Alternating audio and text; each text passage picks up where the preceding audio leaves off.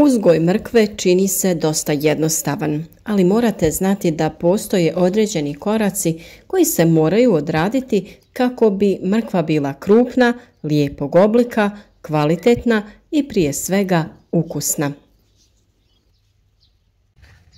Mrkva se uzgaja zbog svog zadebljalog korijena, a upravo u današnjem videu vam donosimo savjete kako to postići i razotkrivamo zablude o pojedinim nepotrebnim radnjama. Kako bi podržali naš rad, ukoliko vam ovaj video bude koristan, ostavite like, podijelite sa prijateljima, a u komentarima možete sa nama podijeliti vaše savjete o uzgoju, te svakako pitati bilo što vas zanima. Zadebljavanje korijena započinje kada se razvije oko 70% lisne mase, a tehnološka zrelost za vađenje nastupa kada počnu žutjeti vrhovi lišća, naročito onog donjeg. Baš tada završava proces nakupljanja asimilata u korijenu. Korijen je tada najbogatiji šećerima i beta-karotenom, te je najboljeg ukusa. Dakle, da bi korijen uopšte počeo debljati, lisna rozeta mora biti dovoljno razvijena. Tu je važno da se prilikom sijanja mrkva sije na pravilan razmak kako bi imala prostora za rast i razvoj. Sa vama smo u proljeće podijelili savjet kako se to može uraditi uz pomoć traka od toalet papira. A ukoliko ste sijali mrkvu onako iz ruke, tada je odmah nakon nicanja bilo potrebno odraditi prorjeđivanje. Sve su to preduslovi da mrkva bude krupna i lijepo oblikovana.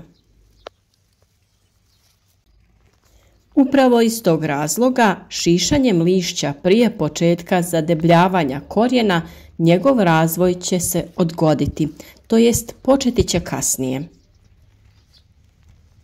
Time se produžuje vremensko razdoblje tokom kojeg korijen zadebljava i na kraju korijen ostaje sitniji. Isto se događa i ako se lišće šiša u drugom dijelu vegetacije kada je korijen već određene debljine. Samim tim možemo zaključiti da je šišanje mrkve nepotrebno, u stvari da je to čak i štetno za biljke. Ono se može odraditi tek kada je vrijeme za vađenje mrkve, pa ukoliko ju vadite u većim količinama sa nekim alatom, lakše vam je da ju izvadite kada ona nema lišće. A ukoliko imate manju količinu i ručno ju čupate, tada vam je lišće više nego potrebno. Vjerujem da svi znamo da biljkama lišće služi i neophodno je za proces fotosinteze i usvajanje određenih hranjiva. Šišanjem se uklanja lišće u kojem se procesom fotosinteze stvaraju spojevi koji se iz lišća šalju u korijen. Odnosno, ako nema lišća, nema ni kvalitetnog zadebljalog korijena. Nekada se zna dogoditi da se zbog visokih temperatura neki od listova osuše, promijene boju i propadaju. Možda se to dogodi i uslijed kišnog vremena ili kada lišće dodiruje tek zalivenu zemlju, pa ono trune na vlažnom tlu. Takve listove možete ukloniti i sa tim nećete pričiniti štetu na vašem nasadu. Tokom uzgoja vrši se i drugo prorjeđivanje nasada, ali se tada već izvađeni plodovi mogu konzumirati. Na taj način ostavljamo dovoljno prostora preostalim biljkama da se pravilno razvijaju i budu kvalitetne. Ono što je vrlo važno kako bi ostvarili dobar prinos mrkve jeste pravilna njega i dovoljno vlage u tlu. Iako ima dobro razvijen korijen koji biljku može opskrbljivati vodom iz dubljih slojeva tla, za sigurnu proizvodnju tokom sušnih perioda potrebno je navodnjavati nasad mrkve. To se posebice odnosi na period tokom nicanja do razvijenih 5 do 6 listova, te naravno u vrijeme intenzivnog debljanja korijena kada su potrebe mrkve za vodom najveće. Posljedice nedovoljne opskrbljenosti vodom početkom vegetacije su prorijeđen sklop, a ako sušni period nastupi tokom intenzivnog debljanja korijena, on ostaje kratak, nepravilnog oblika i žilav. Ono što vam pomaže kod održavanja vlažnosti tla jeste malč. Mi smo cijelu svoju baštu malčirali sa slamom, a oko ovih manjih i krhkih biljaka možete staviti i malč od pokošene trave koja se neko vrijeme sušila na suncu. Na taj način smanjujete normu i učestalost zalijevanja. Biljke duže vrijeme imaju vlagu u tlu. Ako bi bile izložene suši i naglo dobile veću količinu vode, moglo bi doći do loših posljedica. Naime, tu mislimo na nagli rast korijena.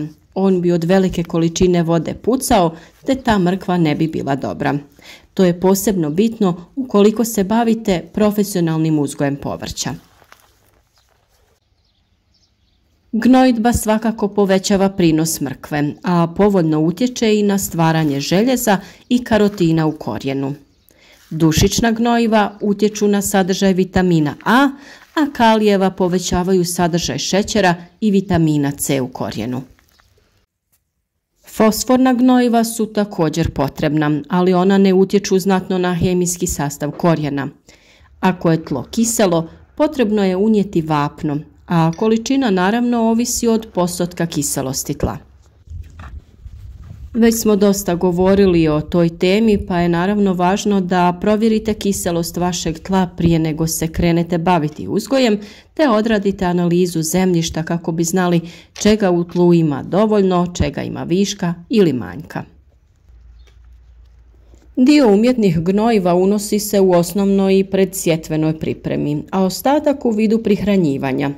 Količina hranjiva ovisi o hemijskoj analizi tla i teksturi samog tla.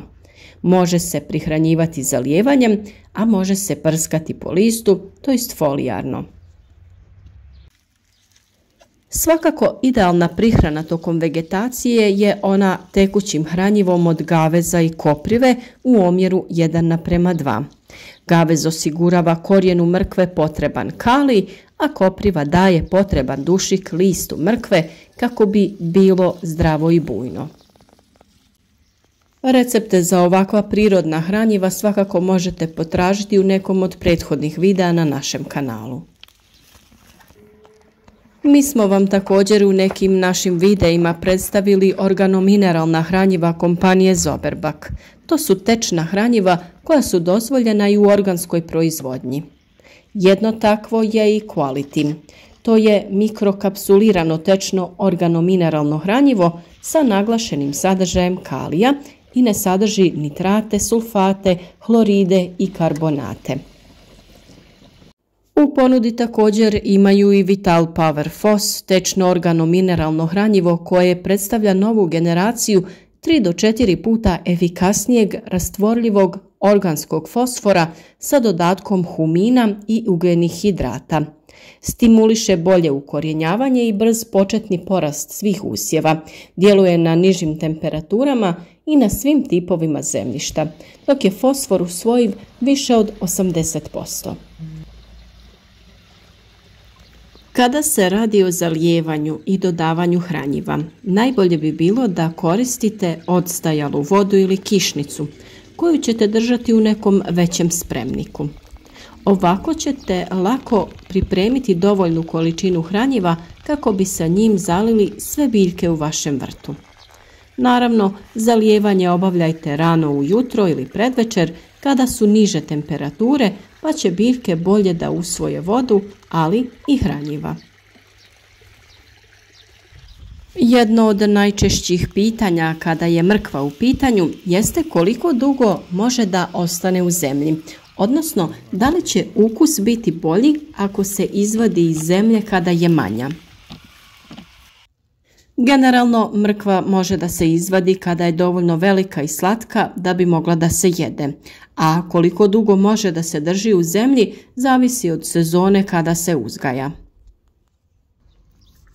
Ako se mrkva uzgaja za ljetnu berbu, trebalo bi da se izvadi kada dostigne svoju optimalnu veličinu, što je prosječno 70 do 80 dana nakon što je posijana. Izlaganje visokoj temperaturi može mrkvu da učini pomalo gorkom, pa ako se pojavi baš topla sezona, trebalo bi da se izvadi iz zemlje kako ne bi dobila tu gorčinu. Kada se mrkva uzgaja za jesenju ili zimsku berbu, može da se ostavi u zemlji sve dok ne budete spremni da je koristite. A mrkva se može ostaviti u zemlji sve dok zemlja ne smrzne. U toplijim krajevima to može značiti i boravak u zemlji sve dok kasne jeseni, pa čak i u zimu. Pazite samo na vremenske prilike jer velika kiša nakon sušnog perioda može dovesti do toga da mrkve puknu, kao što sam već spomenula, pa je najbolje da ih izvadite prije nego što se to dogodi. Vjerujemo da su vam ovi današnji savjeti bili od pomoći i nadamo se da ćete imati jednu uspješnu sezonu uzgoja mrkve te obilnu berbu. Naravno, mi vam želimo svu sreću u tom poslu.